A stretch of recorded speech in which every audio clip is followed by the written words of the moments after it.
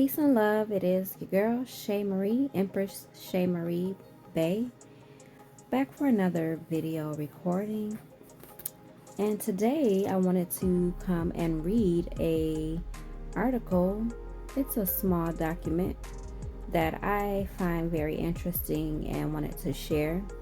I was doing some research in the past couple of days and kept running across this one particular subject.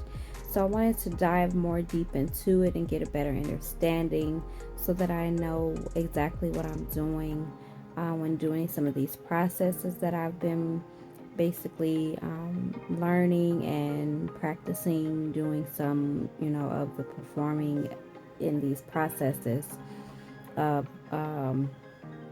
correcting the wrongs of the law or the system that was disguised as law but is basically color of law. How to sign your signature without liability. An overview. Big Brother's master plan to subjugate the entire human race is utterly dependent upon people continuing to volunteer for and finance their own enslavement. Without such largesse from the public, the chosen masters face certain calamity and exposure for their crimes. Heretofore, system operatives have been overwhelmingly successful at duping unwitting victims into volunteering for virtually every kind of financial hell imaginable. And makes no mistakes, it is purely voluntary. The system is working exactly as it is designed to do, and the chroniclers of chaos probably trumpet their statistics as they inch forward in their dreams of total world domination. Bankruptcy filings reach record 1.5 million. New York bankruptcy filings surged 19% to a record 1.5 million last year, as businesses and consumers struggled under heavy debt loads during the economic slowdown. Consumer bankruptcies, which accounted for 97% of all filings, jumped 19%, while business bankruptcies rose 13%, according to data released Tuesday by the Administrative Office of the U.S. Courts, USA Today, February 20th, 2022. I'm sorry, 2002. It is no coincidence that the introduction and popularity of the real estate board game Monopoly parallels the history of the money changers' financial conquest of America, culminating with its bankruptcy with its copyright by Parker Brothers in 1935. The same time that we converted over from a substance gold-backed currency to a belief credit-backed currency. The game's logo even confesses the caricature of a white mustached English banker, complete with top hat, tails, and cane. The objective in the board game of Monopoly is to drive into bankruptcy all other players, an arrangement otherwise known as a totem wagering scheme or a totem wagering scheme. And so it is in real life. If you examine the nature of economics in America today, you will see that everyone is competing for the same rationed amount of monopoly money, called Federal Reserve Notes or FRNs, and attempting to stay above water and avoid bankruptcy. This is, by definition, a de facto state of war between participants in both the board game and the game of life. The only way to stay in the game of Monopoly and avoid bankruptcy is to obtain more Monopoly money from other players. The only way to stay in the game of life and avoid bankruptcy is somehow obtain more FRNs from the other players around you. In both, the outcome is inevitable. The longest running game of Monopoly lasted 70 days, but still ended up the same way as all others before and since, with one player acquiring all the wealth and all the other players bankrupt. Unfortunately, There can be no other final conclusion in the Federal Reserve game of life, either no matter how long you stretch it out, unless, of course, you simply stop volunteering to play the game. Page 1, footnotes. Largesse, generous giving, gift, or bounty. The Bankruptcy Act of 1938, America's first legislation, followed shortly thereafter as well. Tontina,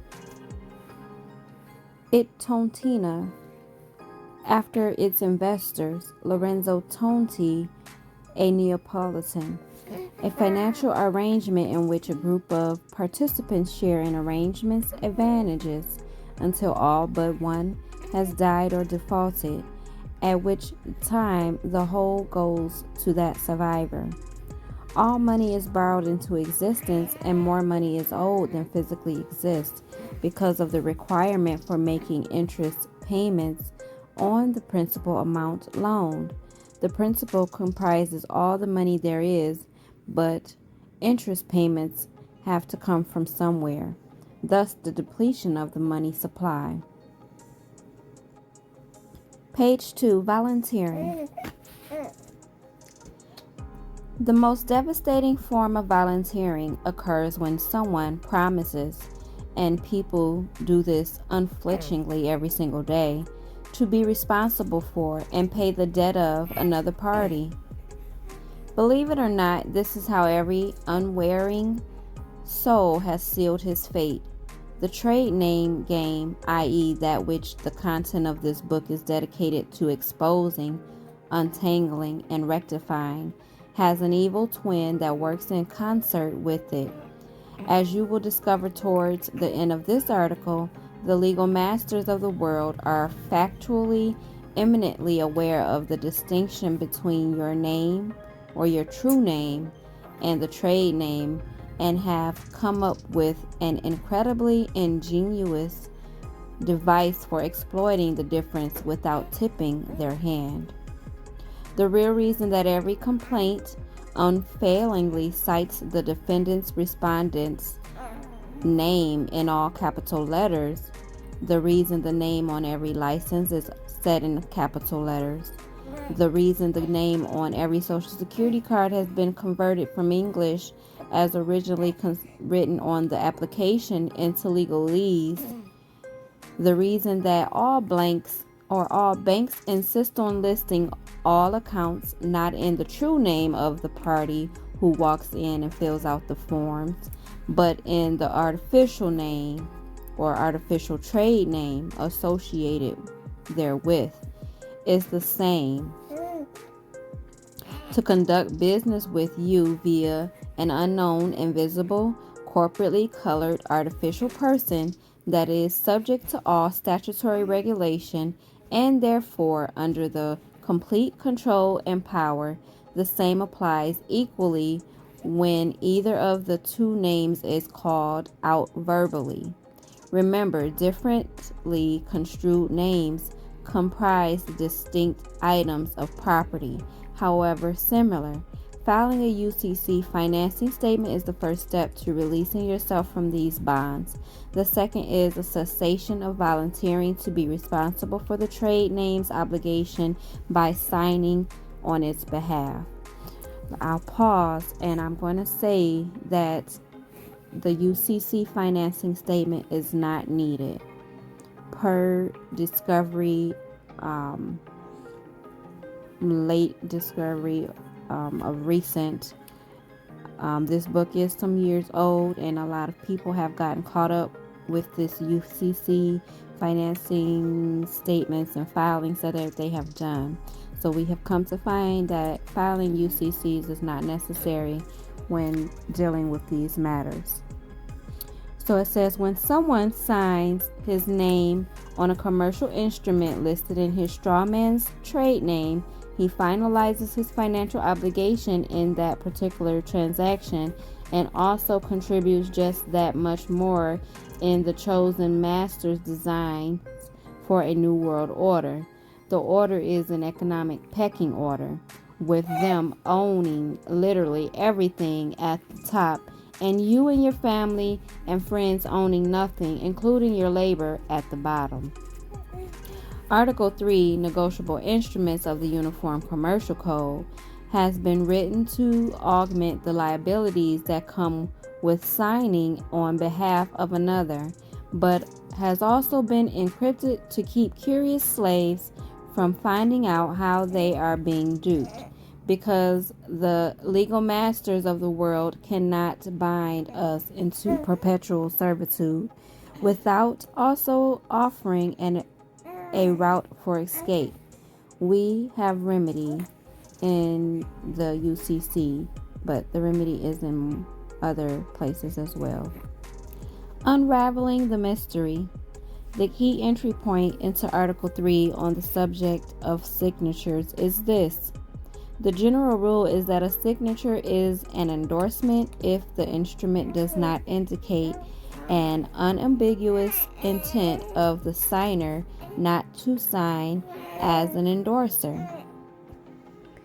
Intent may be determined by words accompanying the signature, the place of signature, or other circumstances. UCC 3-204, Note 1, Paragraph 2, underline, emphasis added.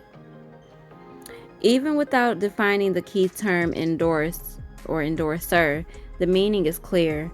In the absence of indicating an unambiguous intent, a signature can be construed as an endorsement. Page 2, footnotes.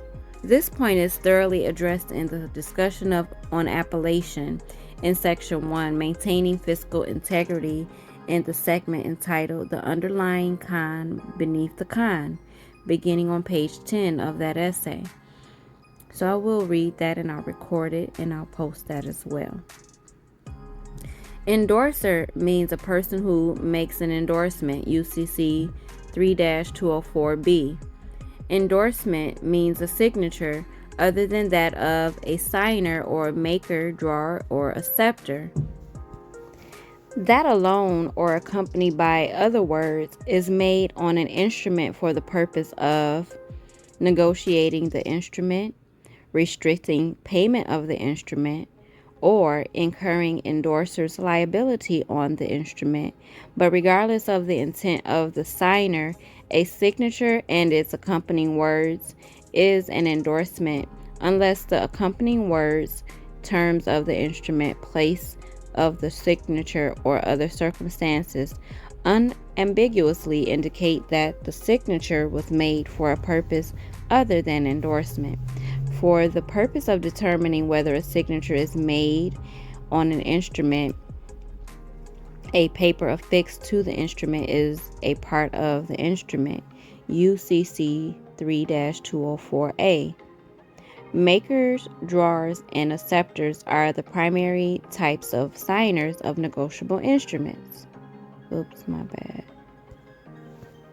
Maker means a person who signs or is identified in a note as a person undertaking to pay.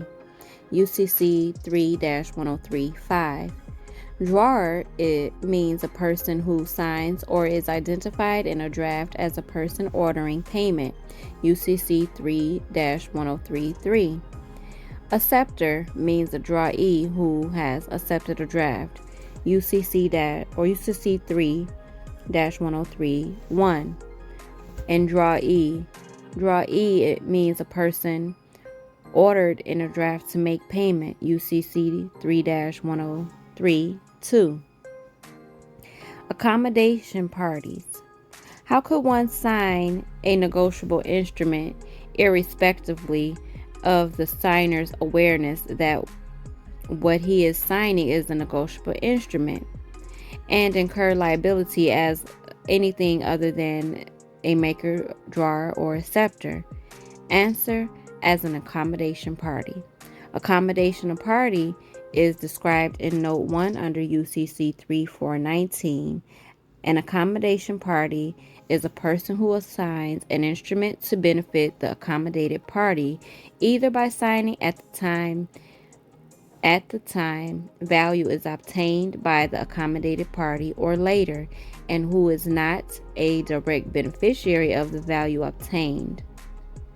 An accommodation party will usually be a co-maker or anonymous endorser. In the UCC, one of the meanings of value is essentially credit.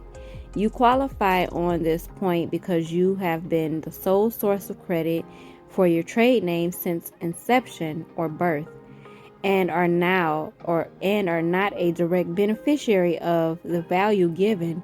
What you get is liability. The meaning of co-maker can be deduced from the definition of maker above, but is nevertheless a subordinate identifier in respect of accommodation party. Anomalous means departing from the common rule, irregular. The UCC defines anomalous endorsement as follows. Anomalous endorsement means an endorsement made by a person who is not the holder of the instrument. An anomalous endorsement does not affect the manner in which the instrument may be negotiated. UCC 3-205D. An anomalous endorsement is made by a party that is not the holder of an instrument, i.e., no rights in the instrument, and qualifies nevertheless as a valid endorsement, even though not specifically that of maker, drawer, or acceptor, and would not adversely affect the negotiability of the instrument. That this section is imbued with vagueness opens the door for other factors to enter in, but we are not told what those factors might be, the purpose of the codes. Summing up on accommodation party, someone who signs on behalf of another for the purpose of benefiting that party and who also is not a direct beneficiary of the value obtained by the accommodated party. The accommodation party is not a maker, not a drawer, and not an acceptor, but has an anomalous role in the endorsement process. Apparently, an accommodation party bears full liability for the accommodated party, but stands to gain nothing by participating. This is obviously the most inferior status one can have, because he is completely out of control of his own destiny based on the mischief that the trade name gets into and the misadventure that follows thereafter. Wrapping up on accommodation party, the worst kiss of death has been saved for last. An accommodation party is always a surety. UCC 3-419, Note 3, Paragraph 2. As known from the course of co-suretyship in Section 3, a surety is utterly responsible for anything and everything that the principal debtor is responsible for, including both payment and specific performance. An accommodation party is automatically and always a surety for the accommodated party. When you, the flesh and blood woman or man, sign an instrument, even if you do not know that you are signing a negotiable instrument such as a traffic ticket bearing the straw man's trade name, you are signing an accommodation party or as an accommodation party and bear full personal responsibility and accountability for whatever the straw man has gotten itself into, including the potential for incarceration. Remember, a surety is an equal of the principal. The creditor is authorized to treat the surety exactly as though the surety were the principal debtor and extract both payment and specific performance. Since your straw man is rather difficult to locate and identify, no physical existence, you and your body serve nicely. Light at the end of the tunnel. Now for the $64 question.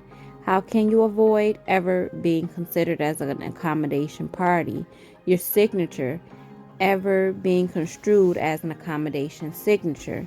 The signature is found in Notes 1 and 2 of Section 3-402. 1 subsection A states when the represented person is bound on an instrument if the instrument is signed by a representative.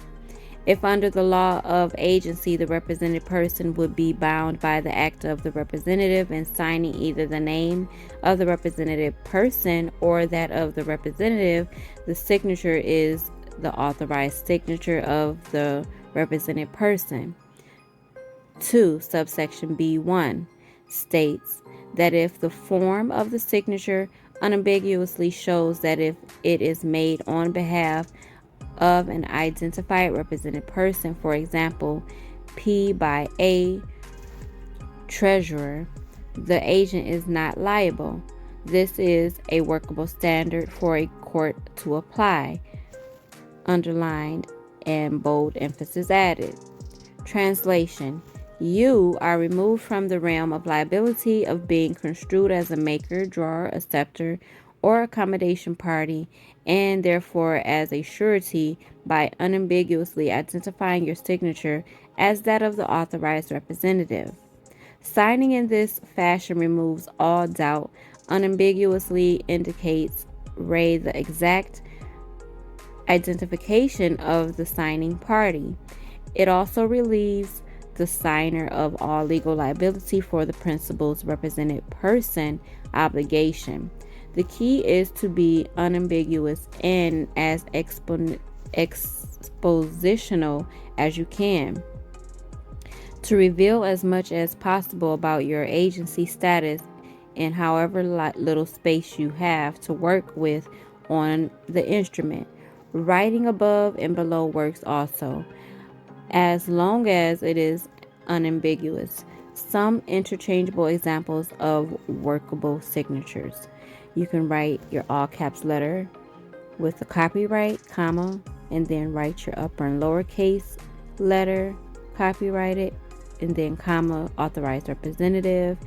Or you can write John H. Doe, your all cap, then put by John Henry Doe, your upper and lowercase given name, copyrighted, authorized representative, and then here are some other ways that you can do this to sign unambiguously and make sure that you're separating yourself from the straw man.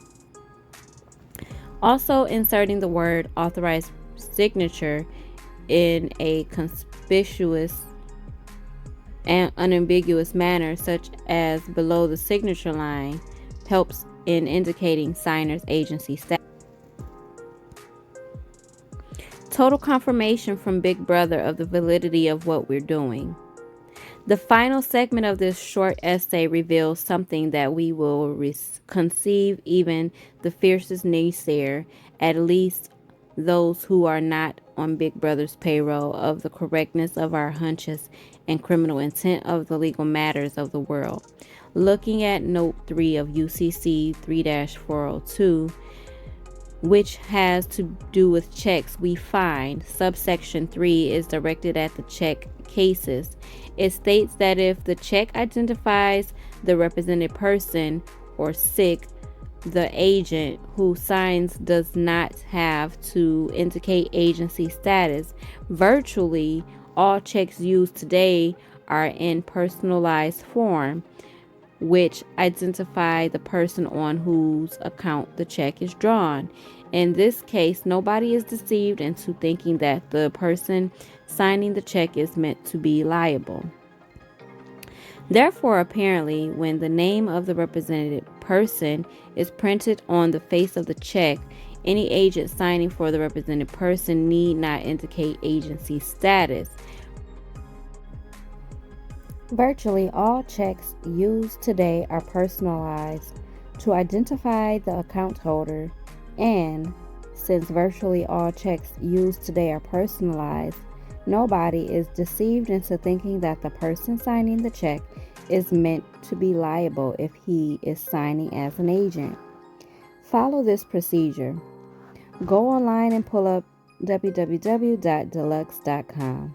Under personal checks, Click on Browse our full line of checks designs. Wait a few minutes while the next page, Deluxe Personal Checks Catalog, comes up.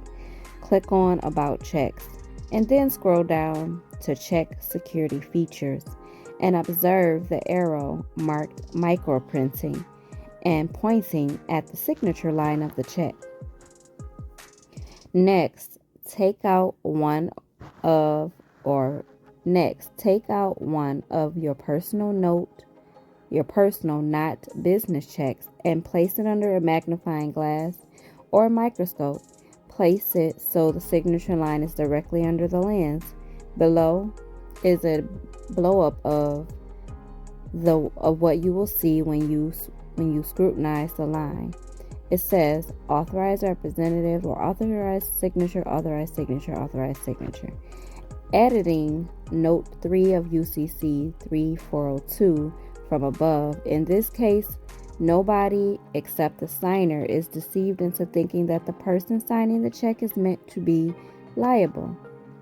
Deluxe openly prints out the word authorized signature underneath the signature line on business checks, but disguises the same proclamation on personal checks.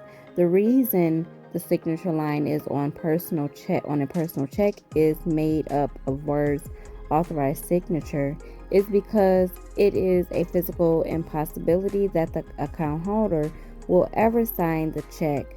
The account holder is an artificial person, John Henry Doe, all caps, and exists in name only. The Fed knows that every signature appearing on a personal check is the signature of the flesh and blood agent, the authorized representative.